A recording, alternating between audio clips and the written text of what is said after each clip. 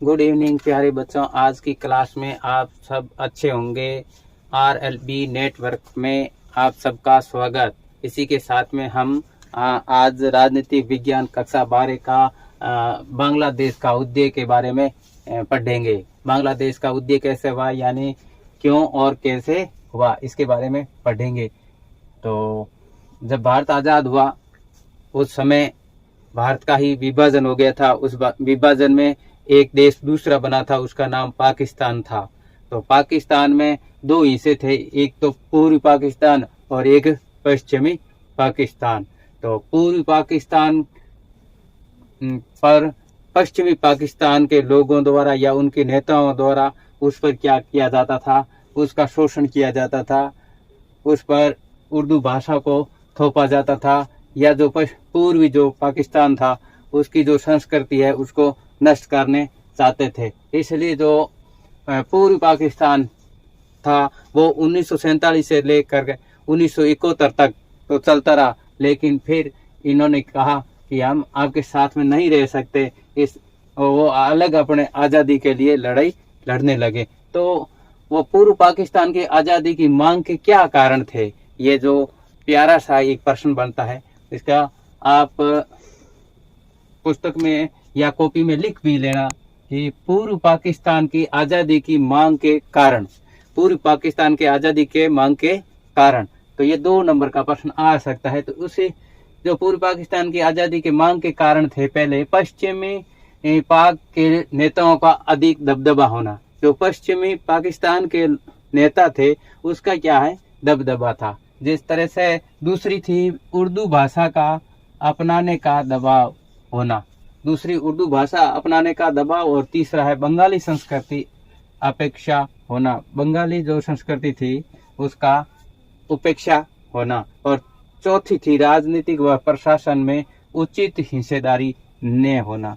जो पश्चिमी जो पाकिस्तान के लोग थे वो पूर्वी पाकिस्तान का शोषण करते थे, इसलिए ये उनकी 4 मांगे थी।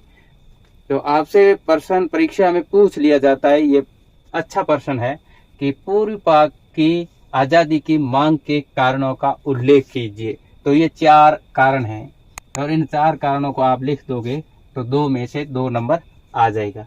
फिर है पूर्वी पाकिस्तान की आज़ादी की जो मांग है उनका नेतृत्व करने वाला नेता के क्या नाम था, तो उस नेता का नाम था शेख मुजीबुर रहमान, और इन्होंने एक पार्टी बनाई थी, उस पार्टी का नाम है अवामी लीग। अवामी लीग, उस पार्टी का नाम है अवामी लीग।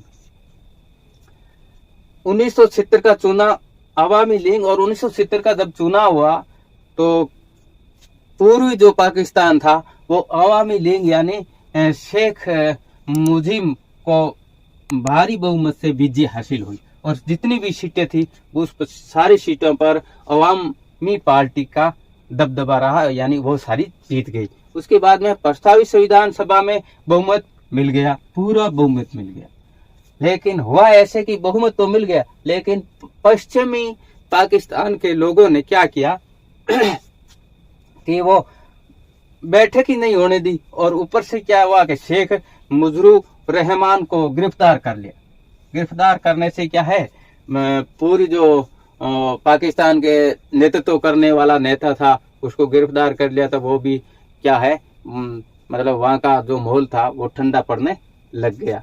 यानी उसने जो शेख मुजीबुर रहमान ने बदमाशी की, यानी वो ज्यादा नेतागिरी करता था, इसलिए उसको जेल में डाल दिया गया। इसके बाद में जो पाक का जो पश्चिमी पाक का जो सैनिक था, सैनिक यानी जनरल, वो पाक जनरल याह्या खान ने आंदोलन दबाने के लिए सैनिक कार्रवाई की और हजारों लोग मारे गए। लोगों ने भागकर भारत में शरण ली और भारत में शरणार्थी समस्या उत्पन्न हो गई।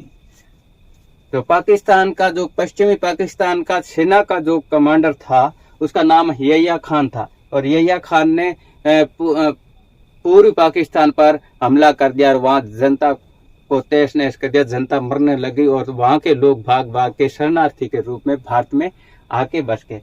तो भारत की ये नीति है कि कोई भी दुश्मन हो चाहे कोई हो, हमारे शरण में आ जाता है तो हम उसको भूखे नहीं मरने देंगे। इसलिए भारत के सामने ये भी समस्या होगी कि हम करे तो करे क्या, सारे लोग है, उस समय भारत में भी अकाल पड़ा हुआ था, तो उनको भी व्यवस्था करना खाने के लिए, तो ये शरणार्थी की समस्या पैदा होगी। एक प्रश्न छोटा सा पूछ भी लिया जाता है कि शरणार्थी होता क्या है, कौन है।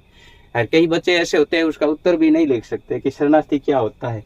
तो शरणार्थी का अर्थ है एक देश से उठ करके दूसरी देश में आकर बस जाना, उसे शरणार्थी कहते हैं। तो पाकिस्तान जो भारत का ही हिस्सा था, लेकिन वो पश्चिम बंगाल और असम के लोग थे, वो पाकिस्तान के हिस्से में चले गए थे, तो उसे पूर्व पाकिस्तान कहते थे। वहाँ लड़ाई होती थी, लड़ाई होने के कारण वहाँ के लोग उठ करके भारत में आकर रहने लगे, उसे हम शरणार्थी कहते हैं।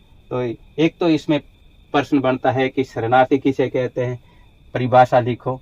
और दूसरी यह बनती है कि पूर्व पाकिस्तान की आज़ादी की मांग के कारण का उल्लेख कीजिए। तो 4 है, बताता पश्चिम पाक के नेताओं का अधिक दबदबा होना, दूसरा उर्दू भाषा अपनाने का दबाव होना, तीसरा है बंगाली संस्कृति की अपेक्षा होना, और चौथी है राजनीतिक और प्रशासन में उचित हिस्सेदारी न होना। और इन सारी मांगों का नेतृत्व करने वाले नेता का क्या नाम था, तो उसका नाम था शेख मुजीबुर रहमान, और इसकी पार्टी का क्या नाम था, आवाम लीग। तो ये चुनाव हुए कब थे, तो 1970 में। इन प्रश्नों को आपको याद रखना है, एबे सैदे में भी पूछ सकते हैं। और इसके बाद में लेते हैं आगे, यानी पाक ने पूर्व पाक की आजादी का समर्थन किया।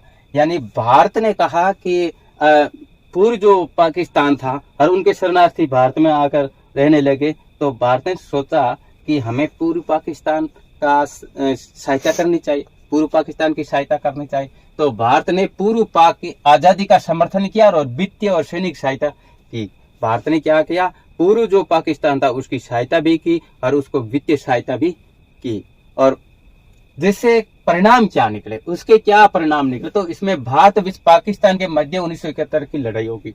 तो पश्चिमी नेता थे पाकिस्तान के, उनके ये बात हजम नहीं हुई और भारत के साथ में युद्ध शुरू कर दिया। उस समय भारत की प्रधानमंत्री श्रीमती इंदिरा गांधी थी और भारत और पाकिस्तान का युद्ध हो गया। और युद्ध होने के कारण बांग्लादेश जो पूर्व भाग था उसका भारत ने सहयोग किया, और सहयोग करने के कारण पाक की सेना ने आत्मसमर्पण कर दिया।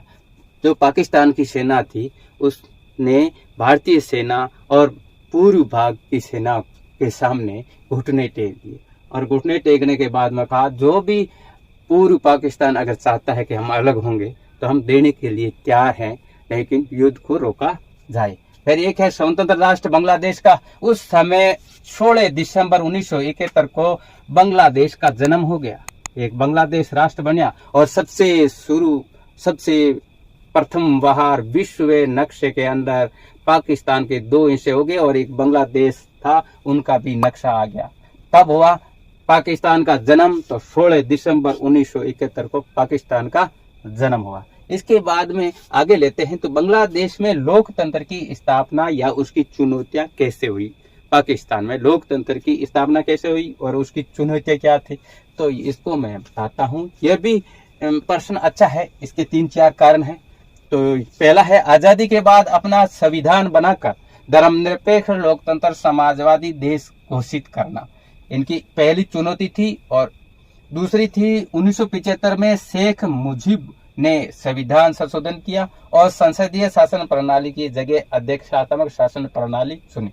उसके बाद अवामी लीग के अलावा अन्य पार्टियों को समाप्त किया।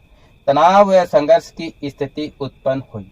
अभी ये थी इनकी चुनौतियां, 4 चुनौतियां थी। तो ये भी परीक्षा के दृष्टि से मोस्ट पर्सन महत्वपूर्ण पर्सन है। तो इनको आप क्या करेंगे, 2 नंबर का याद कर लेंगे और ये 2 नंबर का आ सकता है। और इसमें एक छोटा प्रश्न पूछ लिया जाता है कि जो शेख था, शेख ने या अपने जो एक अवाम लीग की पार्टी थी उसके अलावा सारी पार्टियों को यानी नष्ट कर दिया था।